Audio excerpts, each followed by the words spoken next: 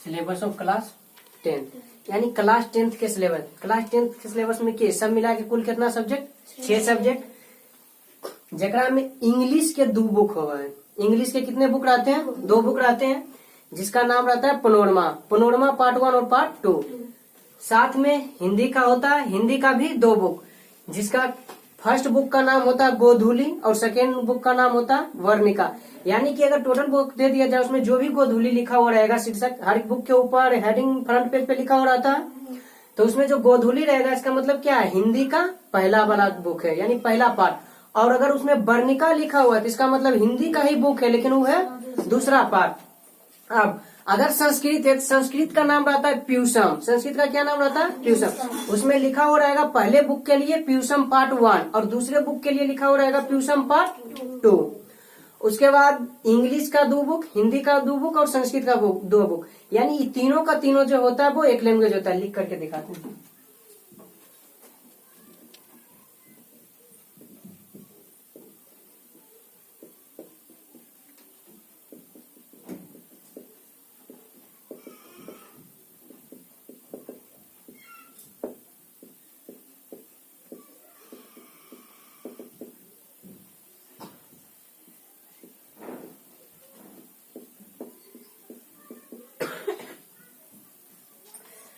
Social science का भी कुल कितना बुक होता है? 5 गो।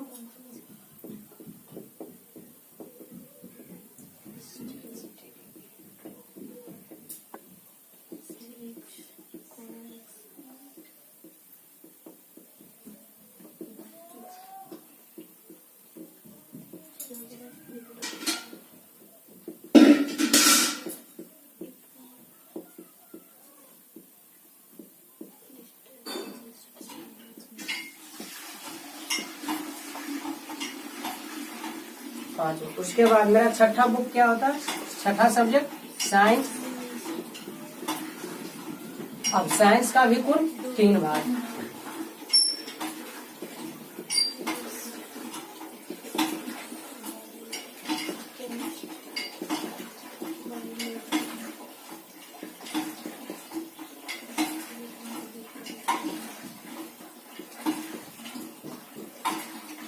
यानी क्लास 10th में कुल 6 सब्जेक्ट होता है। Math, English, Hindi, Sanskrit, social science और साइंस। जिसमें सोशल साइंस को कुल 5 भागों में बांट दिया गया। सोशल साइंस को कुल 5 भागों में, जिसको हम 1 नंबर पे कह सकते हैं। मतलब हिस्ट्री होता है, सिविक्स होता है, इकोनॉमिक्स होता है, ज्योग्राफी होता है, डिजास्टर मैनेजमेंट होता है। और साइंस को भी 3 भागों में बांट दिया गया है, फिजिक्स, केमिस्ट्री और बायोलॉजी। हम लोग कल देखे भी थे कि मैथ को, मैथमेटिक को शॉर्ट में बोलते हैं मैथ्स, और इंग्लिश को ENG, हिंदी को HND, संस्कृत को, अगर याद हो ना तो बोला करना, उससे ज्यादा फायदा होगा, रिवीजन हो जाएगा।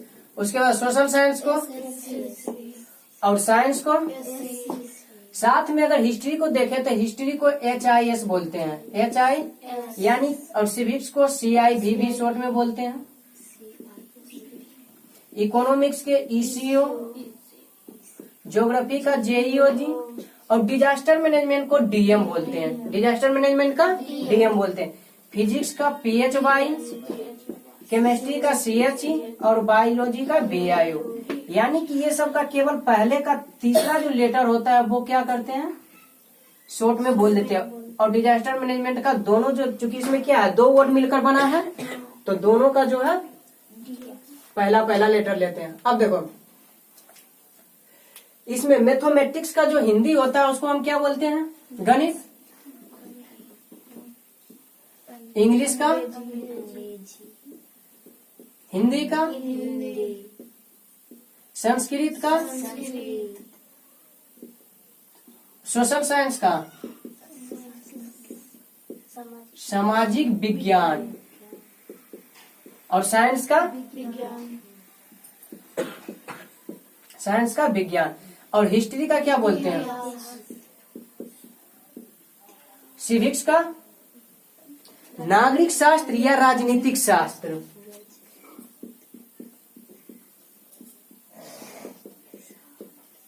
या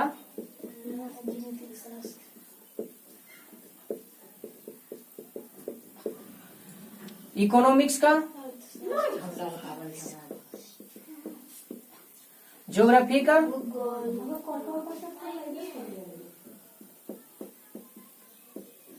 और डिजास्टर मैनेजमेंट का। आपदा प्रबंधन,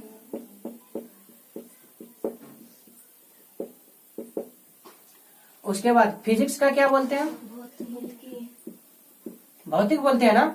नहीं, भौतिकी बोलते हैं। फिजिकल का भौतिक बोलते हैं, 9th में बताए थे। उसके बाद केमिस्ट्री का, रसायन शास्त्र,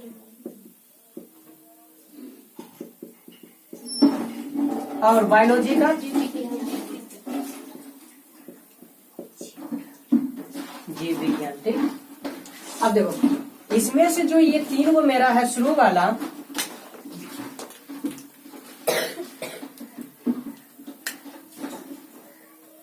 यानी कि इंग्लिश, हिंदी और संस्कृत, इसको लैंग्वेज बोलते हैं, यानी कि भाषा। इसको क्या बोलते हैं?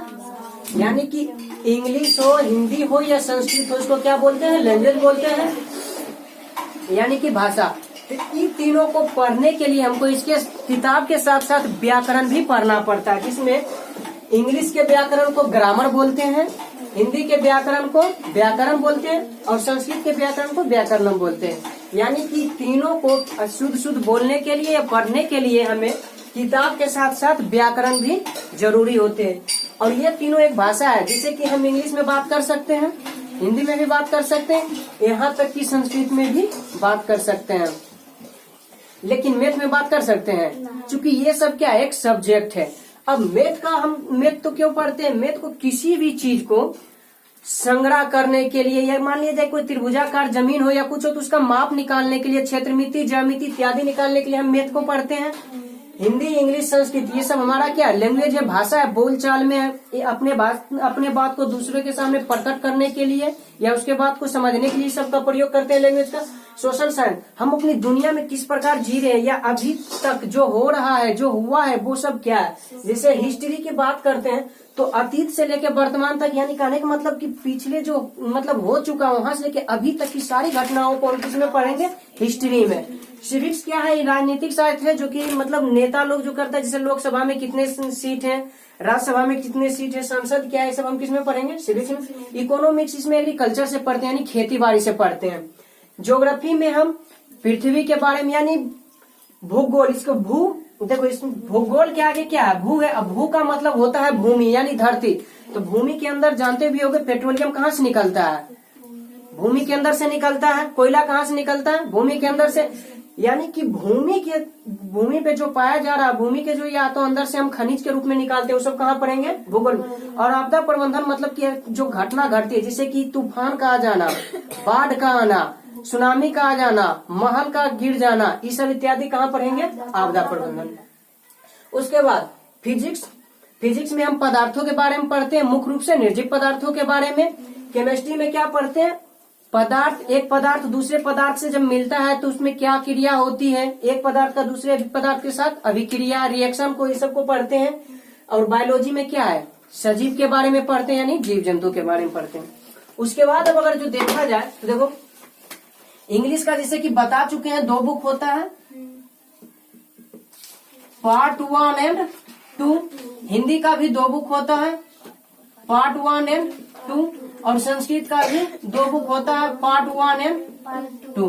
यानी कि तीनों लैंग्वेज जो है इसका 2-2 बुक होता है, जिसमें इंग्लिश के बुक के फ्रंट पेज पे लिखा हुआ रहता है पनोरमा पार्ट 1 मतलब पहला बुक, पनोरमा पार्ट 2 मतलब दूसरा बुक।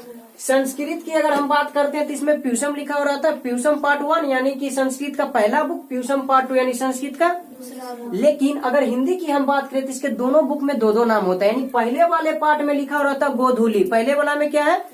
लेकिन दूसरे वाला का बात करें तो उसमें लिखा हुआ रहता है वर्णिका, दूसरा में क्या लिखा रहता है? वर्णिका। तो यानी कि साइंस को पढ़ने के लिए हमें 3 सब्जेक्ट पढ़ना होगा, 3 किताब पढ़ना होगा। सोशल साइंस को पढ़ने के लिए हमें 5 किताब पढ़ना होगा। लेकिन ज्यादातर में क्या देखा जाता है किताब में कि ज्योग्राफी और डिजास्टर मैनेजमेंट जो होता है दोनों एक ही किताब में होती है। दोनों क्या होती है? एक ही किताब। ये आगे होता है और ये कुछ पीछे होता है। तो यानी कि 5 किताब या 4 किताब भी हम कर सकते हैं। लेकिन यहाँ इंग्लिश का 2 होता है, हिंदी का 2 होता है, संस्कृत का 2 होता है और मैथ का 1 होता है। लेकिन मैथ का भी 1 है तो बहुत सारे राइटर का होता है, बहुत सारे बुक, जैसे कि हम बात करते हैं केसी सिन्हा का, तो ये क्या बोलते हैं स्टूडेंट फ्रेंड होता है, भारती वन होती है, एनसीईआरटी होती है, ये सब समझ में आया। अब हम बात करते हैं कि एग्जाम में कुल कितने मार्क्स का पूछा जाता है इस सब क्वेश्चन का। तो देखो मैथ का जो पूछा, सबसे पहले पैटर्न के बारे में देखते हैं। तो हमारा जो एग्जाम होता है कुल 2 प्रकार से लेता है, 50% सब्जेक्टिव और 50% ऑब्जेक्टिव। तो मैथ का जो है 100 नंबर का पूछता है। मैथ का क्वेश्चन कितने नंबर का रहता है? 100 मार्क्स का रहता है। वहीं अगर हम बात करें इंग्लिश का तो ये भी रहता है मेरा 100 मार्क्स का। ग्रामर और किताब दोनों मिला करके 100 मार्क्स का रहता है। हिंदी का 100 मार्क्स का, संस्कृत का भी 100 मार्क्स का। अब देखिए इसमें क्या है, इंग्लिश का 2 बुक, हिंदी का 2 बुक, संस्कृत का 2 बुक, प्लस में ग्रामर, तो सब मिलाकर के 100 मार्क्स का होता है। हिंदी का अगर 2 बुक है और हिंदी का व्याकरण पढ़ेंगे तो उस सबको मिलाकर के 100 ही मार्क का होगा, ठीक ना।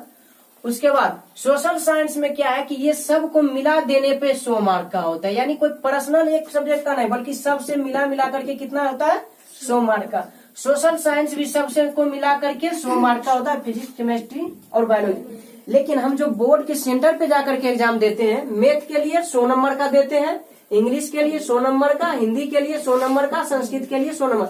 लेकिन सोशल साइंस और साइंस के लिए हम मात्र 80-80 नंबर का देते हैं। कितना देते हैं?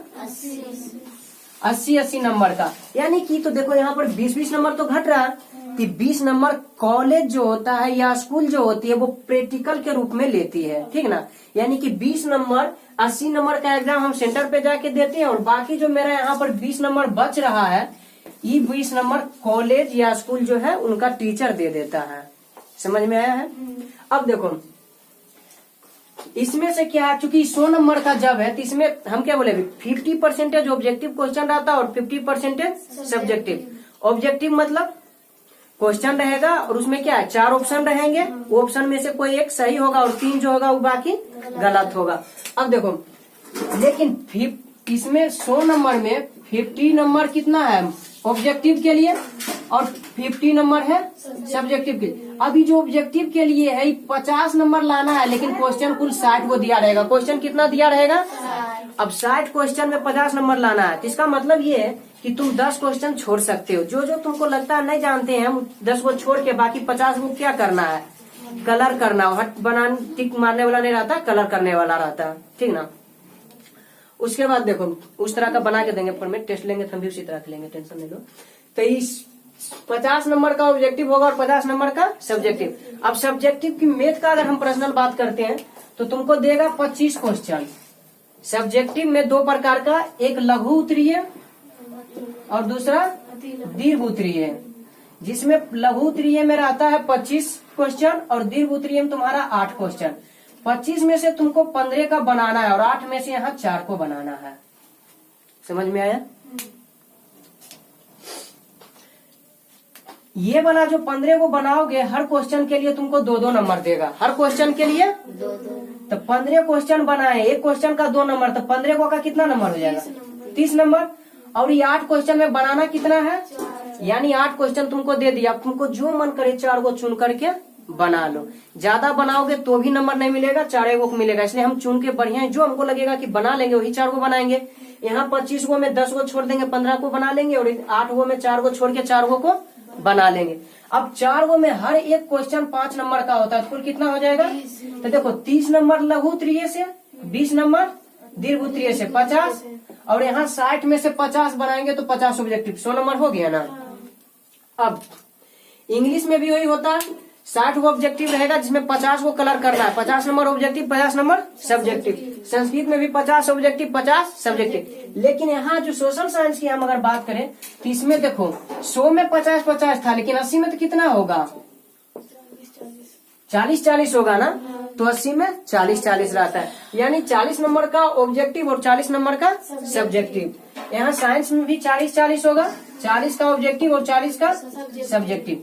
अब पास करने के लिए हमको क्या करना होगा, तो पास करने के लिए हर एक सब्जेक्ट में कम से कम 30 नंबर होना चाहिए, हर एक सब्जेक्ट में कम से कम 30। जिसमें एक हमारा इंग्लिश जो है ये अपवाद होता है, यानी कहने का मतलब ये है कि इंग्लिश का जो नंबर होता है वो जुटता ना है, इंग्लिश का नंबर इसमें से हमारा क्या होता है, इंग्लिश का नंबर नहीं जुटता है। अब देखो अगर इंग्लिश में मान लीजिए, सबसे पहले ही समझना कि तुम ये सब मिला करके मान लो कि 400 नंबर लेकर आए हो, कितना नंबर है 400। लेकिन अगर मान लीजिए साइंस में मेरा 29 नंबर है, तो इसका मतलब फेल, 400 नंबर कोई काम का नहीं। समझ में आ रहा है चीज, यानी तुम कितना नंबर लेके चले आओ, अगर एक भी सब्जेक्ट में 29 से कम हो गया तो तुम क्या हो जाओगे, फेल।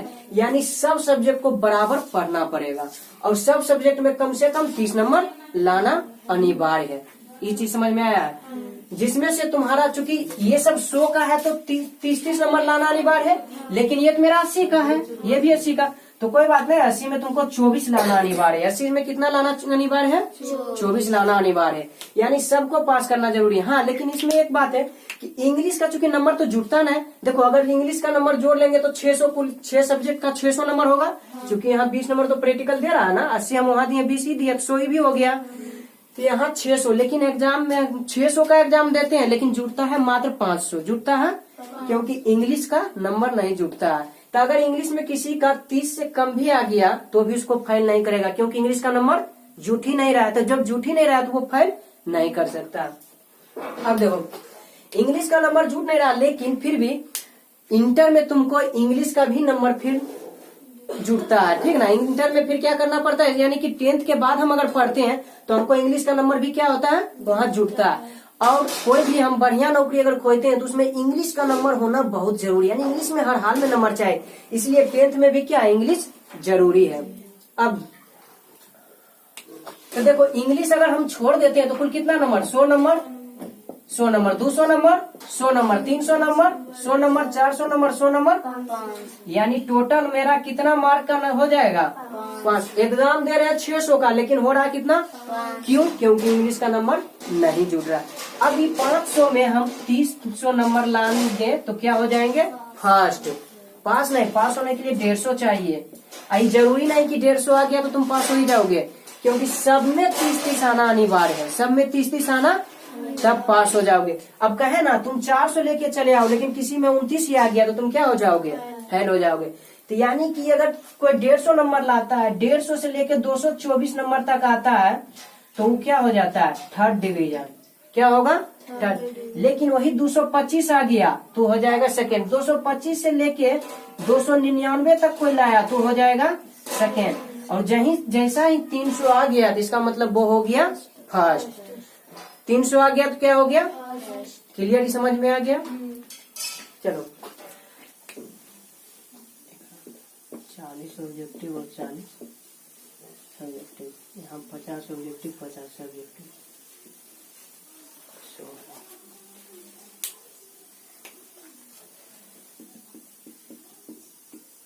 फर्स्ट 300 या 300 प्लस, सेकेंड 225 से 299, 3rd 150 से 224,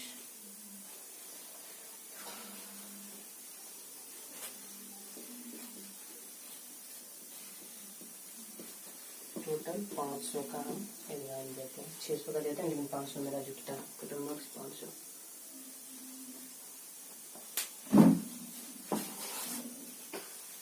इसमें देख लेना टोटल मार्क्स कितना होता है, 500 होता है। फर्स्ट डिवीजन के लिए 300 या 300 से अधिक भी हो सकता है, ठीक ना, तो ये 300 या 300 से प्लस का मतलब 300 से अधिक। सेकेंड के लिए 225 से 299 और थर्ड के लिए 150 से 224, क्योंकि जोड़ भी सकते हो। अगर सब में कम से कम 30 नंबर लाएंगे तो ये लाएंगे जुटेगा नहीं, तो 30 नंबर 30 नंबर 60 नंबर 30 नंबर 90 30 120 और 30 150, कम से कम 150 चाहिए।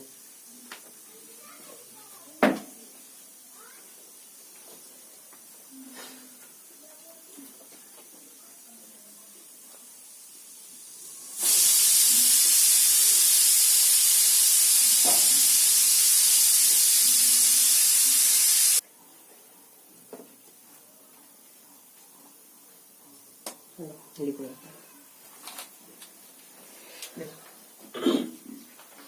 यहाँ पर एक चीज और बता दें, कभी कभी सुनो अभी फर्स्ट होने के लिए 60% आवल, यानी फर्स्ट होने के लिए कितना परसेंटेज चाहिए? 60% चाहिए। 60% किसका? तो 500 का 60%। 500 का निकाल भी सकते हो, 500 का 60%। तो हम जानते हैं का मतलब क्या होता है?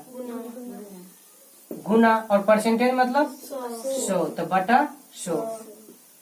6 5 30 और 1 0 300, यानी कि 300 जो होता है वो कितना है? 60%। 500 का 60%, तो यानी फर्स्ट होने के लिए हमको कितना चाहिए? 60%। और कोई भी लैंग्वेज पढ़ने के लिए लैंग्वेज के साथ साथ ग्रामर, बुक के साथ साथ ग्रामर। क्लियर?